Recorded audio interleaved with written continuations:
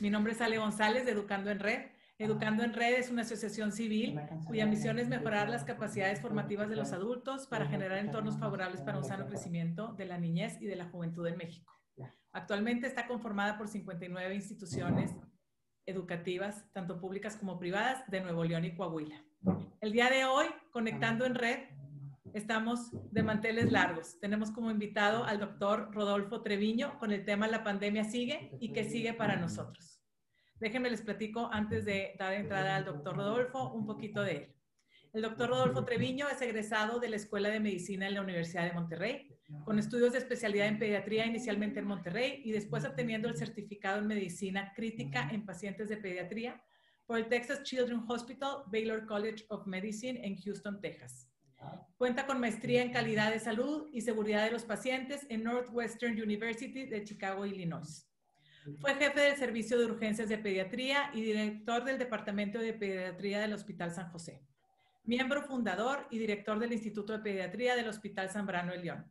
Actualmente está iniciando una nueva práctica pediátrica fuera del hospital. El doctor Treviño ha publicado capítulos en libros y artículos en revistas médicas en temas referentes a accidentes, infecciones hospitalarias, calidad en salud, entre otros. Su última publicación como colaborador internacional se titula International Comparison of Guidelines for Managing Neonatal of Early Phase of the SARS-CoV Pandemic, publicada recientemente en junio del 2020. El doctor Rodolfo recibió el reconocimiento en la campaña Motivos de Orgullo por exalumnos como exalumno de la UDEM y el International Physician Awards otorgado por el Texas Children's Hospital y Baylor College of Medicine. Entre los proyectos actuales destacan inteligencia artificial para diagnóstico de enfermedades, terapia genética para tratamiento de enfermedades metabólicas, implementación de sistema electrónico para la evaluación del desarrollo en los niños, además de participar en proyectos de asistencia social. Sin más, demos la entrada al doctor Rodolfo Treviño, agradeciendo que esté acompañándonos esta tarde en Conectando en Red.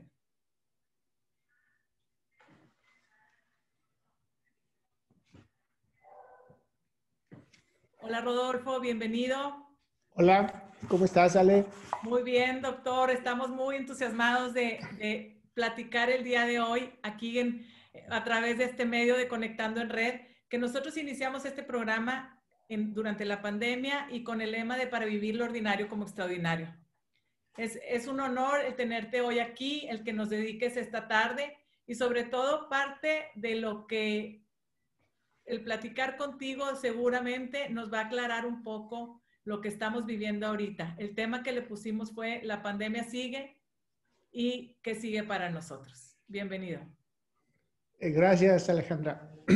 Pues primero que todo, un saludo para ti y agradecimiento a ti en lo personal y a la sociedad que representas por esta invitación. Y un saludo a todas las personas que están conectadas ahorita y que eventualmente escucharán algunos comentarios de esta plática. Primero que nada, y siempre me gusta empezar sobre todo en este tema, es un poquito hacer una mención especial de empatía para todos aquellos de ustedes que alguien de su familia cercana, sus amigos o colaboradores han tenido pues la mala fortuna de haber tenido esta enfermedad del COVID y que el desarrollo de la enfermedad haya sido mala, ¿verdad? Porque a todos nos ha tocado ya muy cerquita tener amigos, conocidos, familiares que han estado muy graves o han fallecido por esta enfermedad y bueno, pues mi empatía para cada uno de ustedes y esperemos que pronto salgamos de esto. Hace un mes, Ale, que más o menos, o 6 semanas, no me acuerdo, ya casi 2 meses que tú me invitaste para platicar sobre este tema. Mi esperanza de hace 2 meses es que muy probablemente ahora pudiéramos estar significativamente mejor. Y lo que yo había planeado decir para ahora es exactamente lo contrario de lo que realmente vamos a tener que platicar. Si bien es cierto que afortunadamente se empieza a ver luz en el horizonte y un futuro prometedor por las recientes noticias de estas dos vacunas que han probado ser bastante efectivas.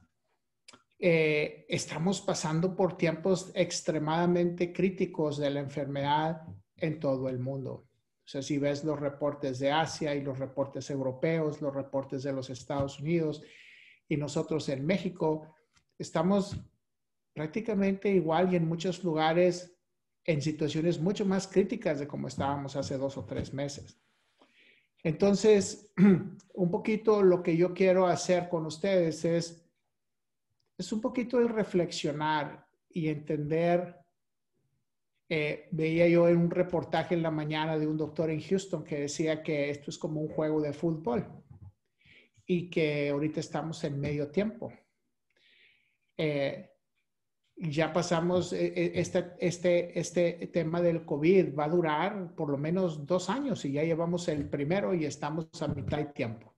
Muy probablemente de aquí a que aparezcan las vacunas que estén disponibles y que todos tengamos acceso, pues muy probablemente eso va a ser, a lo mejor empezamos, no hay una idea clara de cuándo, pero si tuviéramos buena oportunidad y empezáramos en el primer trimestre del próximo año, que no sé si eso va a pasar, pues para poder vacunar a toda la población, pues estamos hablando que van a pasar muchos meses. Entonces, volver a esa, entre comillas, normalidad, muy probablemente estamos esperando que sea mucho después, probablemente el tercer cuarto del año o hasta finales del próximo año, cuando pudiéramos estar pensando en que esto ya está pasando si es que tuviéramos acceso a las vacunas. Pero ahorita no las tenemos y la crisis es muy severa. Por lo tanto, ¿qué hacemos? O sea, ¿cuál es el rol de cada uno de nosotros en estas semanas cuando todos estamos realmente preocupados, afectados emocionalmente, físicamente, económicamente, y luego aparte, pues cansados y con mucha desesperación de tratar de poder volver a la vida normal lo más pronto que se pueda, porque pues ha sido prácticamente, ya llevamos desde marzo hasta ahorita, prácticamente 6 meses que hemos estado en esta crisis, ¿no? Y resulta que en lugar de parecer que vamos de salida, estamos entrando pues en otro bache grande donde muy probablemente las condiciones van a estar más difíciles que en algunos meses atrás cuando empezamos. Entonces, en todos los lugares a donde uno busca información médica, de decir, bueno, ¿qué es lo que hay que hacer ahorita? Una manera de verlo es, ya sabemos que la vacuna está por salir, que eso es realmente algo que nos debe de emocionar mucho, que ya está, o sea, existe, ya pronto se va a empezar a distribuir, muy probablemente en los Estados Unidos en las próximas semanas, para finales de diciembre, ya va a haber lugares en donde se va a empezar a poner la vacuna, pero debemos de recordar que la capacidad de producción es global. O sea, las organizaciones ponen vacunas para todo el mundo. Y es muy probable que esas primeras dosis van a tener gente que ya está designada. Y esas personas que ya están designados son, en el caso, son los pacientes de alto riesgo y poblaciones muy vulnerables en el grupo de los adultos. Y junto con ellos, los servidores o el equipo de salud. Creo que en la mayoría de los foros es la manera como se está considerando poner las vacunas. Pero para que se den una idea, considerando, por ejemplo, en lugares como los Estados Unidos, la cantidad de dosis que se deben de distribuir para esa población y para el sistema de salud, no va a ser suficiente en la mayoría de los centros médicos grandes, ni siquiera para cubrir a los doctores y a las enfermeras que trabajan ahí. Entonces, este principio de arrancar, pues no creo que sea tan masivo y tan rápido para poder alcanzar una cobertura muy grande para todos. Pero bueno, pero ahí está, eventualmente nos tocará. Entonces, ¿cuál es la tarea de nosotros? Es llegar a la vacuna. Entonces, si nos ponemos a pensar, y aquí voy a hacer un paréntesis, porque muchos de ustedes son familias muy jóvenes. Entonces, el tema es, uno, ya sabemos que la mayoría de la población joven y gente que tiene por debajo de los 50 años en general, el pronóstico, si te enfermas, pues no es tan malo. En el grupo de los niños, el pronóstico de COVID es bastante bueno. La realidad es que cerca del 95% de los niños que se enferman de COVID tienen enfermedad leve o moderada, pero de características que puede ser bien cuidada en la casa. No tienes que ir al hospital. De alrededor de un 3 a un 5% tienen que ser admitidos al hospital y tal vez menos del 1% o probablemente cerca del 0.5% o menos realmente tienen enfermedad crítica. Entonces, cuando eso sucede, la gente dice, bueno, pues eso está muy bien y por lo tanto, si mis niños tienen bajo riesgo y nosotros los papás estamos jóvenes, pues ¿por qué preocuparnos tanto? ¿Verdad? Esa es a veces la pregunta. Y la respuesta para poder definir sobre eso va más allá y ahí es donde el compromiso de la sociedad y el compromiso de nosotros juega un papel muy importante porque ya sabemos que aproximadamente un 35% de los niños son asintomáticos. Disculpa, ¿qué porcentaje? 30% de los niños. Ok, 30%. Okay. Entonces, imagínense ahorita el escenario de lo que viene. Estamos preparándonos los que celebran Thanksgiving, ya falta poquito, y luego sigue fiestas navideñas, donde todo el mundo quiere salir o se reúne con las familias, etc. Entonces, si nosotros no nos cuidamos, pero sí queremos asistir a todo este tipo de eventos sociales, ¿qué pasa con la gente a la que apreciamos mucho? En este caso, los tíos grandes, los abuelos, etcétera, donde tú puedes decir, oye, pues la verdad es que todos están muy bien y nadie tiene síntomas y nos vamos a reunir en la familia y van a estar los abuelos. Algunas familias todavía tienen bisabuelo y se van a sentar a los nietos y a los bisnietos en el regazo. Y de repente resulta que los niños están enfermos, no tienen síntomas o ya son contagiosos. Acuérdense que todos podemos ser contagiosos un par de días antes de estar enfermos. Y ya podemos ser contagiosos, pero no sabemos. Entonces, pues a lo mejor muchos de esas personas que van a esas reuniones se pueden enfermar y entonces el tema de la Navidad y el Año Nuevo se va a poner muy complicado porque las personas mayores tienen mucho riesgo para enfermarse, ¿no? Entonces, ¿qué hacemos? Y ya sabemos que no hay muchas cosas que podamos hacer como para decir, si me tomo no sé qué cosa y hago no sé qué ejercicio y quién sabe qué, no me voy a enfermar. Eso no existe.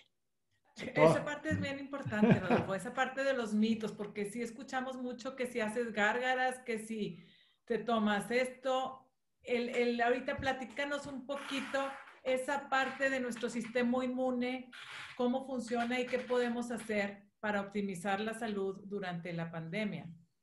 Ok. Mire, lo más importante, primero, hay muchos estudios que se han hecho a través del tiempo donde se ha demostrado que prácticamente ninguna de las cosas que la gente utiliza en la vida de todos los días, y me refiero a medicina china, aceites esenciales, vitaminas de muchos tipos, plantas, equináceas, mieles, ajo, etcétera. Cantidad de cosas que nosotros hemos utilizado a través del tiempo no tiene ningún efecto real significativo para disminuir o evitar que nos enfermemos. Eso no va a funcionar. Ahora, en el caso de las vitaminas, en los niños que comen bien, que tienen un peso apropiado y están creciendo bien, no es necesario que tengan que tomar vitaminas de más porque no tienen ningún efecto otro sobre sus sistemas. No les ayuda para nada. Ahora, en el caso de los niños que se definen como picky porque hay grupos de alimentos que no comen, grandes, hay niños que no comen frutas o no comen vegetales o comen muy poquito, o que tienen peso bajo para su edad o están en las percentilas por debajo del 5% del crecimiento. En ese grupo de niños sí es conveniente que tomen vitaminas porque muy probablemente pueden tener deficiencias de minerales o de vitamina. Pero la intención es para que tengan una buena cantidad de vitaminas disponibles en el cuerpo para las funciones, pero no necesariamente es para que no se vayan a enfermar. Ahora, dentro de todo el grupo de las vitaminas, la vitamina A, la vitamina D, sobre todo últimamente, hay una asociación en el pronóstico de los pacientes que se enferman de COVID, donde pareciera que la gente que tiene deficiencia de vitamina D tienen como que el pronóstico no es tan bueno. Pero la pregunta es si eso es una causa de eso, o sea, no me va muy bien porque no tengo vitamina D, o es un factor asociado en la población del mundo porque hay demasiada gente que tiene niveles bajos de vitamina D. Ahora, ¿qué es lo que puedes hacer? La mayoría de los expertos te van a decir que el mejor lugar para encontrar las vitaminas es en los mismos alimentos, porque es donde los alimentos son biodisponibles, mucho más fácil, absorbibles y utilizables que estarlos tomando afuera a través de las vitaminas o los suplementos nutricionales. Entonces, la recomendación en general para los niños, las mamás y la mayoría de nosotros, pues es tratar de comer grupos de alimentos que tengan toda esa cantidad de nutrientes. Y si me permites, Ale, te voy a mandar una buena fotografía, una buena diapositiva donde vienen todos los alimentos, cada uno por grupos, cuáles son las vitaminas que tienen, porque con eso es muy fácil hacer una dieta para la casa. Claro, nosotros le podemos compartir mañana o al rato en las mismas redes sociales. Y eso sería muy importante. Ahora, no estoy en contra de que la gente use vitaminas, pero lo que trato de hacer es que el uso sea muy apropiado a los grupos de los niños que realmente las ocupan. Okay. Esa es la parte importante. Ahora, no hay ninguna otra cosa. Este es un virus nuevo que el cuerpo no conoce. Y por lo tanto, la mayoría de nosotros nos vamos a tener que enfermar. Así que es así como adquirimos la inmunidad. Entonces, desafortunadamente, pareciera que la inmunidad adquirida por el virus, por sí mismo, es una inmunidad que dura poco tiempo y al cabo de varios meses te puedes enfermar otra vez. No tenemos todavía suficiente evidencia para decir si la enfermedad segunda o la tercera va a ser igual o más leve o va a ser peor que la primera. No sabemos. Falta que haya mucha más información para decirnos qué va a pasar. Hay ejemplos de enfermedades, por ejemplo, el dengue. Cuando te enfermas de dengue por primera vez, pues te enfermas y te pones mal y te sientes mal. Pero cuando te enfermas de dengue por segunda vez, el dengue es mucho más intenso. Es cuando la gente presenta este famoso dengue hemorrágico y las personas se ponen mucho más enfermas. En la mayoría de los virus casi no pasa nada porque son virus que no te hacen mucho daño, pero con este virus todavía no sabemos si la segunda enfermedad o la tercera o la cuarta, porque no hay evidencia de eso, va a ser igual o más leve o peor. No sabemos. Pero lo que sí sabemos es que la inmunidad pareciera no ser tan buena. Ahora, pareciera que la vacuna funciona y que pareciera que la vacuna puede conferir inmunidad más larga, pero todavía tampoco sabemos mucho de eso porque los ensayos que se hicieron apenas están corriendo, porque la gente que se vacunó, pues apenas van en los primeros meses después de que se vacunaron. Entonces, falta mucha información para poder ser más objetivos en cómo vamos a evaluar el resultado de esto. Eso que dices, así como hiciste la comparación del dengue, Rodolfo, la parte que ahora entramos a una etapa que va a ser una etapa de influenza y también conocemos que ahorita el tema de las vacunas no ha sido suficiente para toda la población. ¿Cómo podemos diferenciar entre si es influenza y si es COVID? ¿Y qué podemos hacer también al respecto para el cuidado? Porque el contagio en la casa pues puede ser mucho mayor también si hay alguien asintomático y no sabemos o alguien se empieza a sentir mal y cómo podemos separarlo de los demás integrantes. Ok, es muy buena pregunta y la respuesta es bien difícil porque los dos virus son virus respiratorios, pero los dos virus tienen síntomas muy diversos. Por ejemplo, te voy a decir qué es común a los dos. Es común para el COVID y para la influenza tener fiebre, dolor de cabeza, dolor de los ojos, dolor de la garganta, congestión de la nariz, tos, vómitos, diarrea, malestar general, dolor del cuerpo y te sientes muy mal.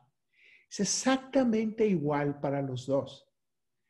También es exactamente igual para los dos que de repente puedes tener síntomas muy leves, como por ejemplo en el grupo de los niños, que muchos son asintomáticos.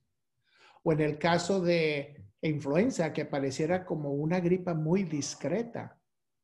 Y estás enfermo, tanto de influenza como de COVID.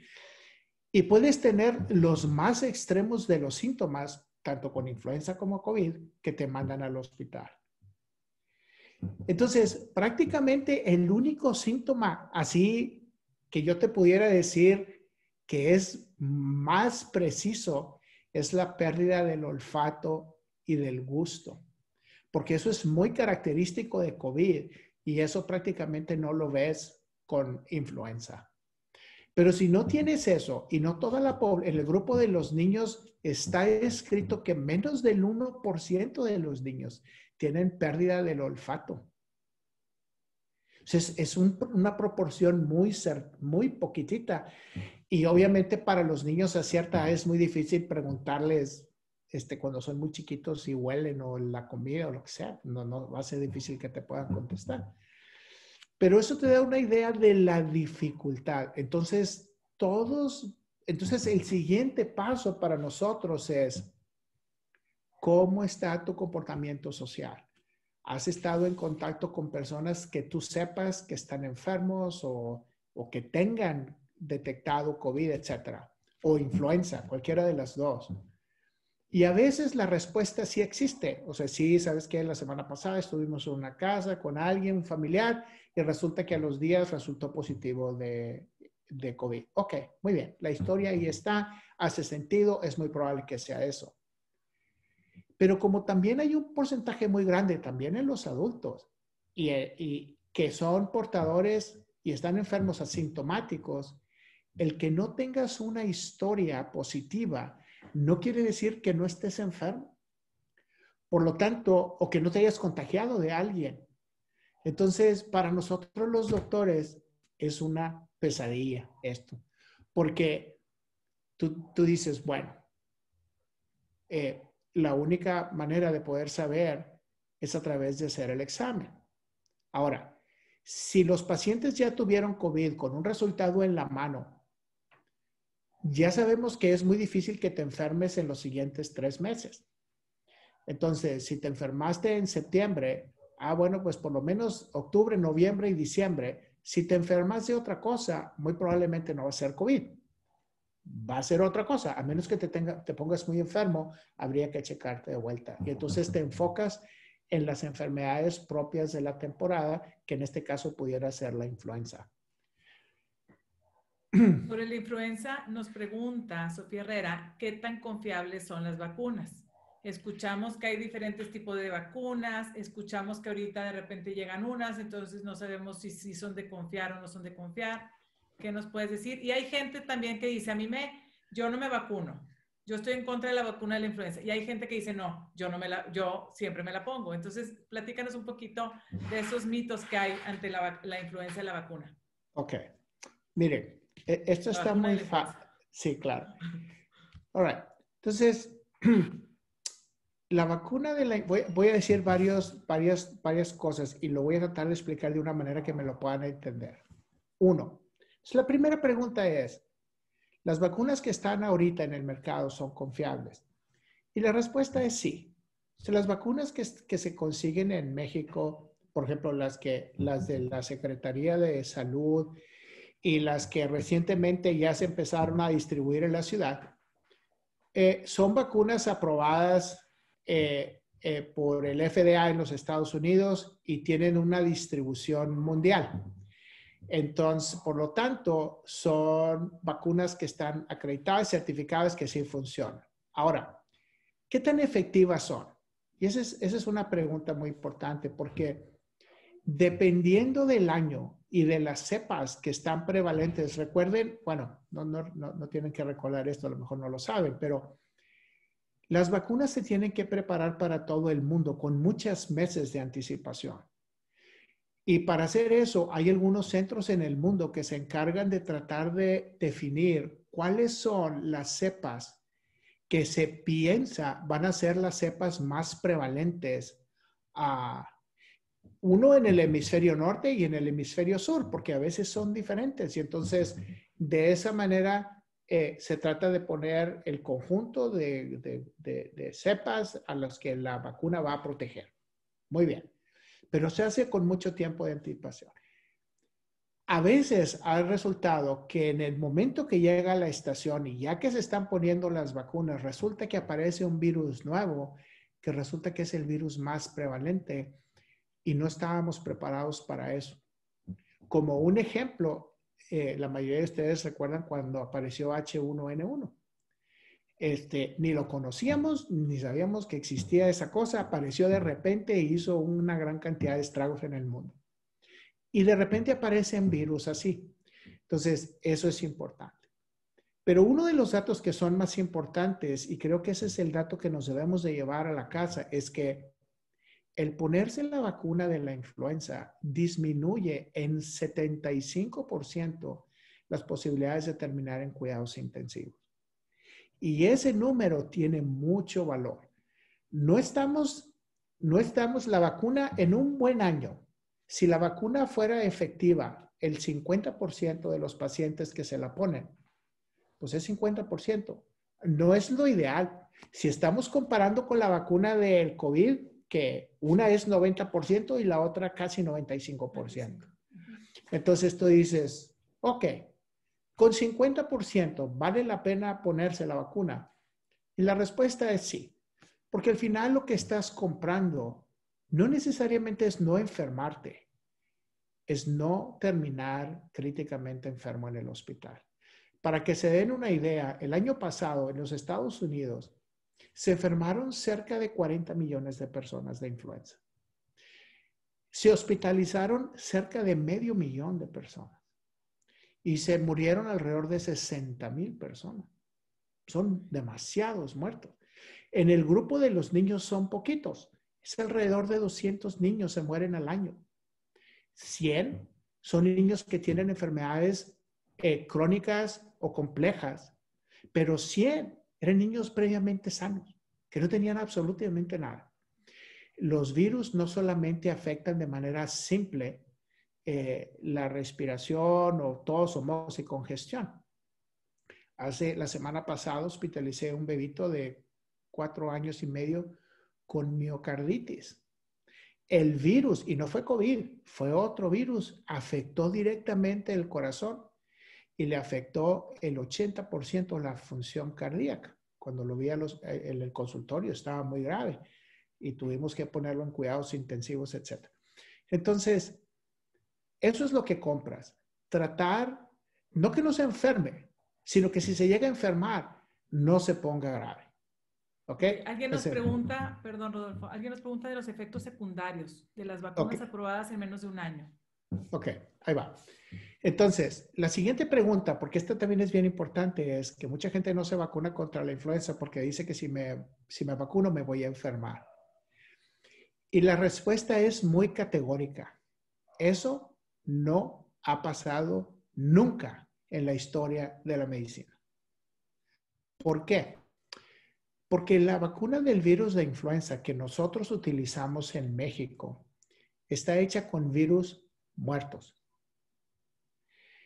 Y yo siempre pongo un ejemplo en mi oficina cuando hablo con las familias sobre este tema, porque yo les digo, es el equivalente a ir al Museo de Antropología de cualquier ciudad bonita de los Estados Unidos y vas a entrar ahí donde están los dinosaurios y alguien te dice, no te metas ahí porque ahí está el esqueleto del dinosaurio y está caminando por todas partes y se está comiendo a la gente. Bueno, así de ridículo como suena eso, es el pensar nosotros que las vacunas de la influenza te enferman. ¿Por qué? Como es muy sencillo. Si tú vas al museo y tú ves el esqueleto de los dinosaurios, tú ves esos huesos tan grandotes y esos animales y tú ya sabes que eso es un dinosaurio. Cuando nosotros le ponemos la vacuna de la influenza al cuerpo con virus muertos, el cuerpo lo reconoce de la misma manera. Al esqueleto, a la parte muerta del virus, y ya la reconoce. No tiene que estar viva, como nosotros podemos reconocer al dinosaurio en el esqueleto.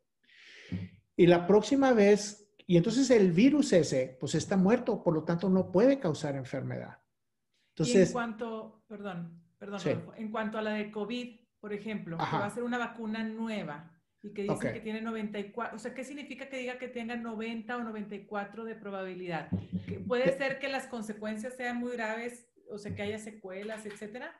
No, lo que quiere decir es que de cada 100 personas que se vacunan, 90 o 95 personas no se van a enfermar. Ok. ¿Ok? Entonces, quiere decir que la vacuna es bien efectiva, pero súper efectiva. Ahora, siempre hay esta cuestión de la posibilidad de que las vacunas te puedan causar algo que que no se veía en el horizonte. Es cierto, siempre es posible. ¿Cuál es la ventaja de hoy, el presente? Es que en los últimos, para poder diseñar estas vacunas, se ha utilizado la información y la experiencia acumulada de décadas y décadas y décadas de trabajar en el tema de las vacunas. Por eso ha sido relativamente, entre comillas, rápido poder hacer esta vacuna, considerando que específicamente este tipo de viruses, de los viruses de RNA, son los más difíciles de hacer vacuna. Y aún así, como quieras, se ha logrado este gran éxito de la ciencia. Entonces, la pregunta ¿es posible que pueda tener side effects? Siempre es posible. Pero lo que se hace en todos estos estudios primarios antes de sacar la vacuna al público es específicamente eso. O sea, los primeros ensayos están dirigidos a la seguridad de la vacuna como su principal objetivo. Hay objetivos secundarios donde, bueno, qué tanto te va a proteger y etcétera, etcétera, etcétera. Pero el más importante es que sea segura, porque no quieres ponerle a alguien una vacuna que te haga daño, ¿verdad? Porque al final, pues no, de eso no se trata. Y sobre todo si el daño puede ser serio, aunque sea en un porcentaje poquito de la población. Entonces, lo que sigue es el riesgo y el beneficio. Entonces tú dices, a ver, yo, en lo personal, cada quien eso lo ve en lo personal. Cuando las vacunas empiecen a estar disponibles, tú puedes decidir a favor o no de ponerte o de esperar, de acuerdo al riesgo real de decir, ¿qué me pasaría a mí? O a mi mamá, o a mi papá, o a mis hijitos, o a mis hermanos, o lo que sea, si yo me enfermo. Entonces tú dices, oye, pues sí me quiero vacunar, pero tengo miedo a la vacuna. Yo preferiría dejar pasar unos meses y acepto el riesgo de que me enferme, porque ya sé que si me enfermo, yo estoy en el porcentaje más bajito y lo más probable es que no me pase nada. Bueno, es una decisión personal. Pero va a haber mucha gente que diga, no, porque si yo me enfermo, tengo el 1%, el 3%, el 10% o el 30% de morirme si me enfermo. Contra lo que ya se ha visto, que es una vacuna segura, que está bien hecha, etcétera. ¿Qué prefiero? Como yo le digo a la gente, yo voy a ser el primero que pone el brazo cuando llegue la vacuna, ¿verdad? Porque cuando uno ve lo que está sucediendo, y recuerden, y por eso empecé la plática así, porque yo tengo muchos amigos, varios amigos, y a lo mejor puedo juntar más de 10 gentes, conocidos míos, doctores, que ya se murieron. Entonces, no, y de todo tipo, ¿eh? Gente joven, gente avanzada de edad, gente de middle age, de todas las edades. Y es una pena. Y es una pena que te mueras hoy cuando en 3 o 4 meses la vacuna probablemente esté, cuando lo único que teníamos que hacer era cuidarnos un poquito más o tomar un poco de precauciones, ¿verdad? Rodolfo, me gustaría también, si podemos, entrar un poco en el tema de la salud mental. ¿Cómo podemos nosotros identificar en los niños que estén teniendo algún problema en cuanto ahorita por el confinamiento, por tantos meses, por lo que se Claro. está viviendo en su casa? Es ¿Cómo podemos identificar esos signos ok. en los niños? La verdad es que sí, sí existe y sí se ve. Y muchos de los niños están teniendo síntomas muy diversos. Por ejemplo, desde trastornos en el comportamiento. O sea, hay niños que se comportan de manera diferente o más agresiva o muy apáticos o muy desesperados, etcétera, porque eso se ve. Hasta algunos niños que han tenido síntomas fisiológicos, eh, que la única explicación es muy probablemente estar relacionado.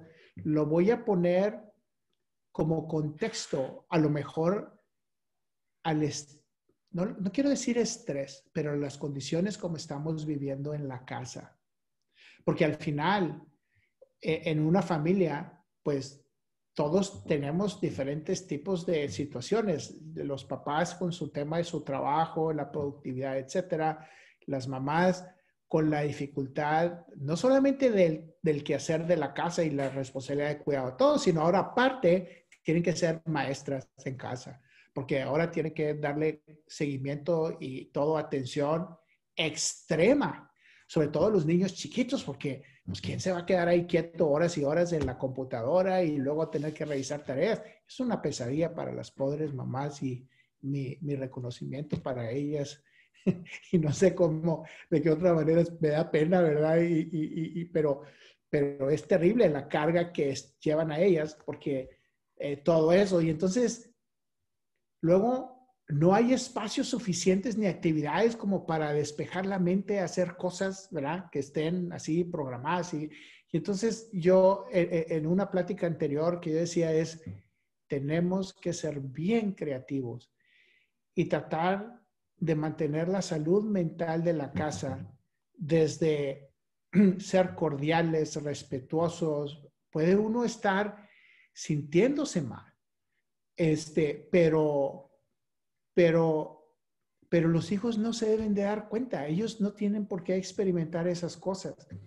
Entonces, yo siempre les digo a las mamás que por más desesperadas que estemos, porque yo también fui papá y yo también me angustiaba y me desesperaba, tenemos que tratar a los niños con mucho cariño, con firmeza, pero con mucho cariño, porque esto no se va a acabar y no podemos vivir en la casa así.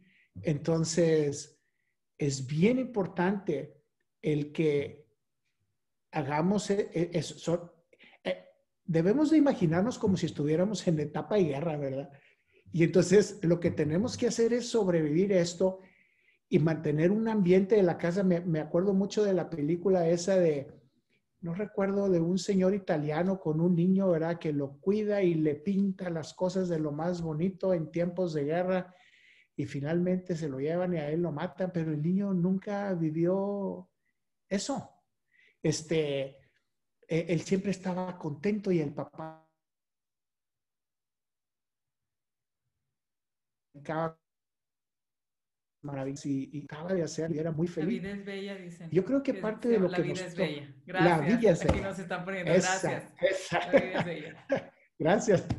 Esa película me recuerda mucho cuál debería de ser la actitud de nosotros en la casa, de cómo llevar la vida de algo que ya le falta relativamente poco. Es cómo cuidamos a los niños con el mismo cariño de siempre, pero hacerlo así con mucha, uh,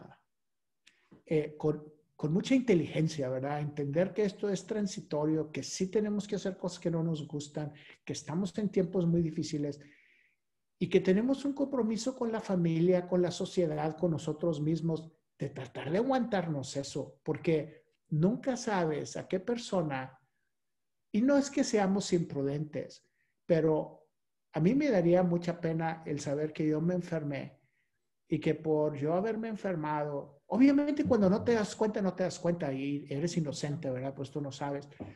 Pero, pero si tú dices, es que tengo mocos porque es alergia, pues ¿cómo sabes que es alergia? Pues igual estás enfermo y vas a una reunión y se enferma alguien y termina en el hospital.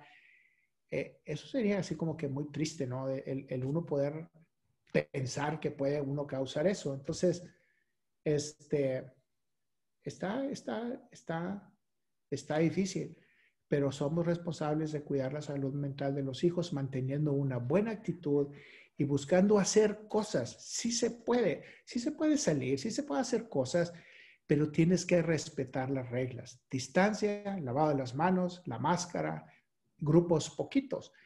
Ayer o antier estaba revisando un tema de decir, el 90% de la gente que se enferma de COVID se enferma en la casa. O sea, si alguien se enferma en la casa, probablemente la mayoría de la gente se va a enfermar.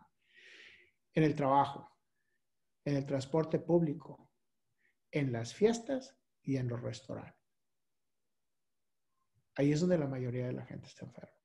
Entonces tú dices, ok, bueno, entonces en base a eso planeas muy bien y utilizas estrategias que disminuyan los riesgos para que si piensas hacer actividades que se relacionan con eso, ¿cómo las haces? O sea, todo el mundo te dice, no tienes que cerrar la oficina. Pues algunos vienen, otros van, separan las oficinas, pones espacio. Transporte público, pues bueno, si puedes viajar en el coche privado en lugar de subirte a los autobuses o etcétera para salir en una parte es mejor. Fiestas, las recomendaciones ahorita, y si ustedes ven los canales internacionales y es, por ejemplo, Thanksgiving. Thanksgiving que ya viene, sí. Que ya viene. Entonces te dicen, oye, pues así como estamos ahorita virtual y en tu casa no más de una pareja. O sea, realmente poquitos. Y entonces hay gente que dice, pero ¿cómo haces eso? Hay gente que a lo mejor es el último Thanksgiving. Pues mira, ponle un rain check y dile, ¿sabes qué? Lo vamos a hacer así, pero en enero o en febrero o en marzo nos juntamos toda la familia porque resulta que vienen los abuelitos la último Thanksgiving y a lo mejor sí es el último porque se enferman y algo les pasa, ¿no? De hecho, Entonces, creo, sí, esa parte que dices, perdón, Rodolfo, creo que, bueno, una bien importante que de hecho ahora el 19 de noviembre se conmemora el Día para la Prevención del Abuso de la Niñez y esta parte, como dices tú, de cuidarlos desde casa, de mantener un ambiente favorable para su desarrollo, pues es algo muy importante. Y por otra que vienen así los festejos, ¿qué nos recomienda sobre todo con los jóvenes? Sabemos que los niños se entienden más fácil que un joven okay. y que bueno, sí vi que estaban sobre todo en Estados Unidos diciendo que el Thanksgiving sea en el exterior. ¿Qué nos puedes decir? Porque muchos papás que ahorita nos están acompañando de seguro tienen un joven en casa que van a querer hacer posadas y que de cuántos se debe hacer, que no, ¿qué nos puede recomendar? Mire, yo siempre, precisamente hoy tuve una plática sobre ese tema, porque alguien decía, oye, quiero salir unos días y me quiero ir la segunda semana de diciembre. Digo, bueno, ¿a dónde quieres ir? No, pues a Guanajuato. Ok, Guanajuato es el cuarto estado en el país donde tiene más casos de COVID. Y entonces tú dices, ¿qué pasa si vas a una posada el día 10 de diciembre y te enfermas? Entonces resulta que el hijo se enferma, los papás son contactos, posiblemente contagiosos. Por lo tanto, por las siguientes 2 semanas ellos no pueden hacer nada. Y si cualquiera de los otros se enferma, entonces arruinaste la Navidad, arruinaste, porque no vas a poder ir, porque eres contacto posible contagioso o te vas a enfermar. Entonces, como dicen así en las películas, escoge tus batallas, ¿verdad? Si yo tuviera que decidir sobre eso, y esta es una buena cuestión para los jóvenes, y ahí es donde creo que la plática a los adolescentes debe de ser, así como digo yo, con firmeza, con cariño, pero con firmeza. Las recomendaciones, o sea, si todos queremos tener unas fiestas de diciembre felices o lo mejor que se pueda, pues todos nos tenemos que cuidar.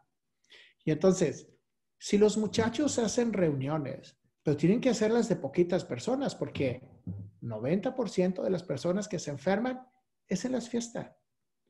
Pero si ellos hacen reuniones de 4 o 5 muchachos y se ponen afuera y se ponen a 1,60 m, 70 centímetros de distancia y se dedican a platicar, porque ya no tienen que andar echando maromas, ni jugando, ni persiguiéndose, ¿verdad? Ellos pueden tener ese tipo de reuniones, pero tienen que ser muy bien diseñadas para disminuir los riesgos. Y hasta ahí llega la cosa, porque todos nos sacrificamos. Los papás nos sacrificamos.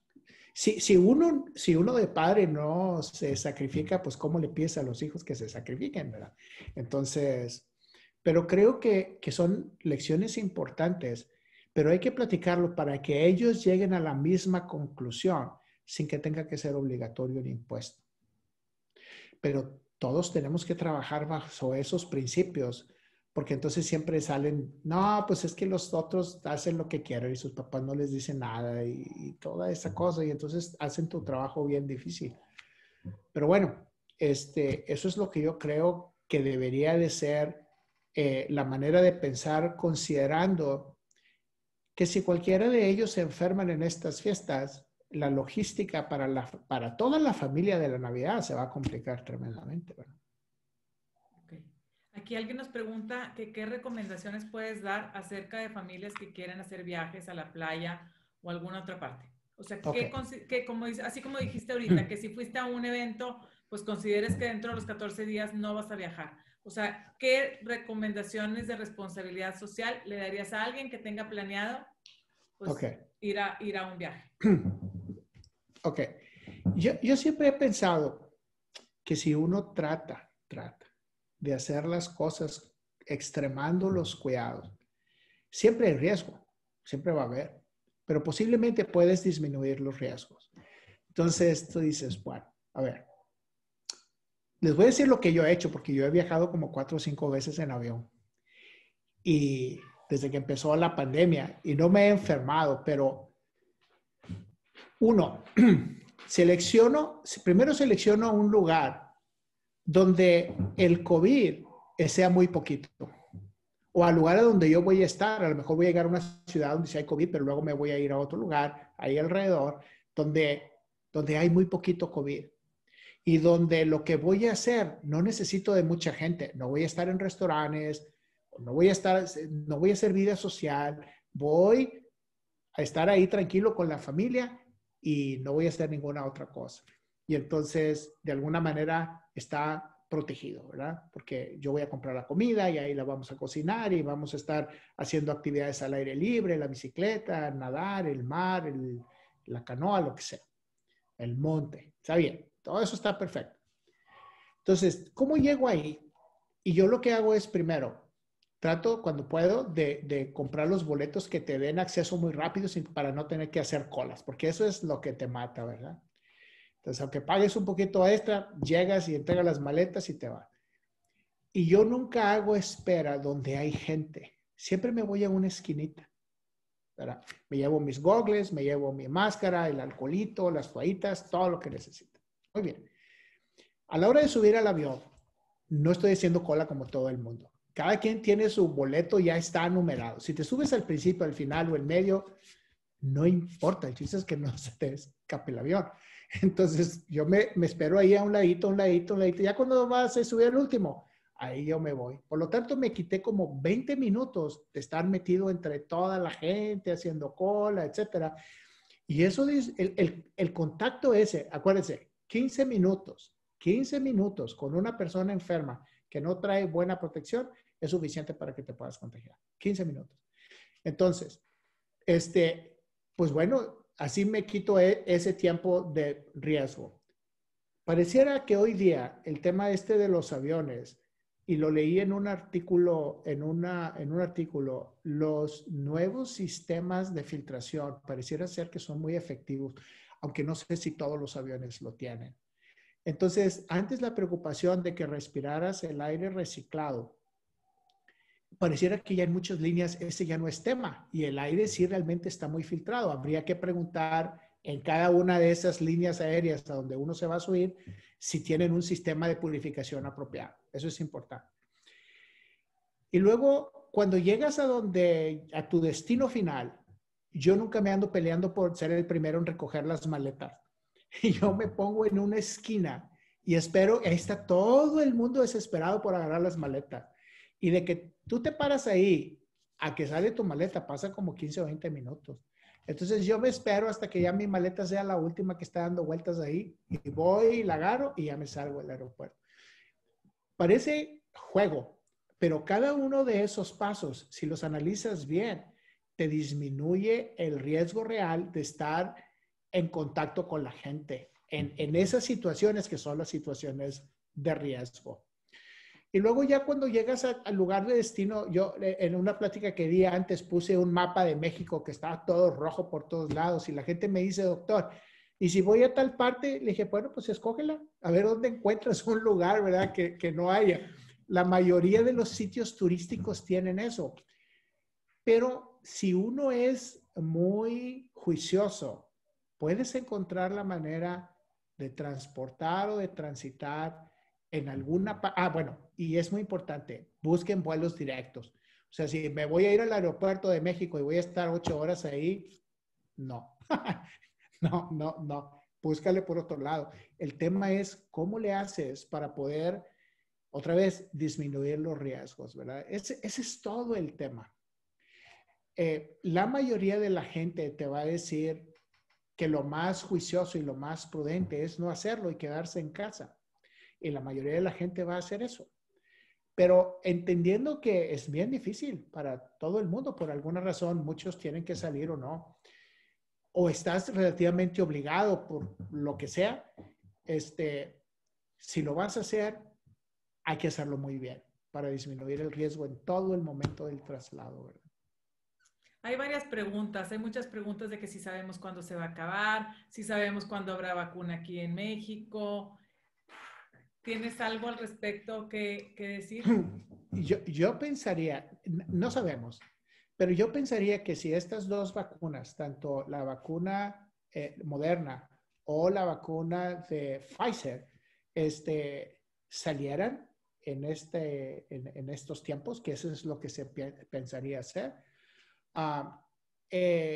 El grupo de Pfizer dijo que pudieran producir para el próximo año aproximadamente 1.5 billones de dosis. Eso quiere decir, pero acuérdense, es para nivel mundial. Pero eso quiere decir, y Pfizer dijo que tienen una compañía que produce para Europa y una que produce para América. Entonces es posible que sí pudiéramos tener vacunas. ¿Cuándo? No sé, porque eso depende de muchos temas de la producción, comercios, dinero, distribuciones, etcétera. Por ejemplo, si llegara la vacuna, la de Pfizer, que fue la primera que salió en el mercado, que requiere poderla guardar en un refrigerador a menos 70 grados centígrados. No. Yo no quiero saber qué organización tenga la capacidad de poder hacer eso en México. No quiere decir que no se pueda o no se pueda conseguir, pero la logística la hace tremendamente difícil para la ciudad. Ahora imagínense para los pueblitos. No, nos quedamos sin luz, simplemente para esos refrigeradores. No tenemos los equipos, o sea, no hay. Entonces, esa vacuna va a ser, no quiere decir que no pueda llegar a México, a lo mejor sí va a llegar, pero no creo que pueda ser de distribución amplia para el país.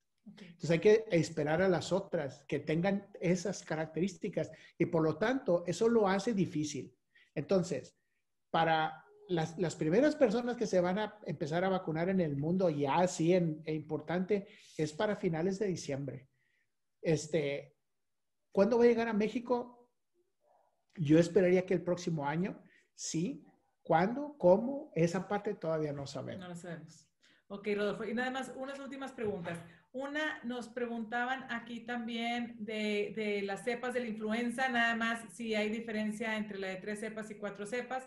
Y también nos preguntaban que de las superficies, o sea, en las últimas investigaciones, ¿qué se ha dicho que es el mayor contagio? Ya ves que al principio había mucho comentario que si de los artículos que te pueden llegar o de las superficies. Es que la mayoría de los artículos que por ejemplo, la gente que los recibe del correo, como el Amazon y todas esas cosas, ese no es gran problema. Lo que sí son las cosas con las que tenemos convivio en todos los días. O sea, en la oficina, en los escritorios, el teléfono celular, las cosas que tenemos en la mano, en la bolsa, en la ropa, etcétera. Ahí sí, estos virus tienen la capacidad de sobrevivir mucho tiempo, sobre todo en lugares cerrados. Entonces, lo que está afuera a exposición del sol dura poco tiempo, pero sí dura. O sea, sí dura tiempo. Entonces, sí, por eso esta cuestión de tener que estar haciendo mucho aseo y limpieza, etcétera. Ahora, de las vacunas de 3 o 4 cepas, sí, hay una cepa más que tiene la famosa vacuna tetravalente. Pero como yo le he dicho a todo el mundo, de no vacunarse a vacunarse con una vacuna de la influenza de 3 cepas, es mucho mejor vacunarse a quedarse sin vacuna. Obviamente, si tienes la oportunidad de vacunarte de una de 3 a de 4 cepas y las tienes a las 2 a la mano, pues escogerías la de 4. Pero si no tienes acceso a eso, la de 3 es mejor que no hacer nada. Oye, Rodolfo, y un último mensaje que quieras dar a todas las personas que nos están escuchando sobre cómo seguir la pandemia en la mejor cara, con la mejor salud mental y bienestar emocional y tanto físico como emocional. Mire, yo creo que yo no soy parte del equipo de respuesta para COVID. Yo no me inscribí porque yo ya llegué a ese número de edad donde los números empiezan a ser de riesgo. Pero yo pienso que nosotros deberíamos de pensar en ellos, en toda esa gente que realmente y literal da la vida por cuidarnos a nosotros. Y que si nosotros le diéramos, recuerden una cosa, el sistema de salud en México es un buen sistema de salud en general, pero debemos recordar que en muchos lugares los recursos están muy limitados. Y ustedes mismas a lo mejor han participado en una serie de campañas y de eventos y ejercicios para poder proveer a los doctores que tengan las suficientes cosas para cuidarse, porque no tienen. Y ellos tienen que utilizar de sus recursos para cuidarse. Y sin embargo, ellos están día y noche, trabaje y trabaje y trabaje, exponiéndose porque esto no se acaba y no se acaba por nosotros. Porque los que estamos de este lado, y no quiero decir así, pero en general, ¿verdad? Alguna parte de la población todavía debe haber cantidad de gente que piensa que este virus no existe y que es un complot, ¿verdad? y que es una cosa, pero pensemos como sociedad. Pensemos como, ¿qué puedo yo hacer para contribuir para que esto se detenga? O sea, ¿qué puedo hacer yo para tratar de ser muy honesto conmigo? Y si tengo cualquier síntoma, no excusarlo con otra cosa. Ah, es que cambió la temperatura. Ah, es que fue quién sabe qué. Ah, es que fue una alergia.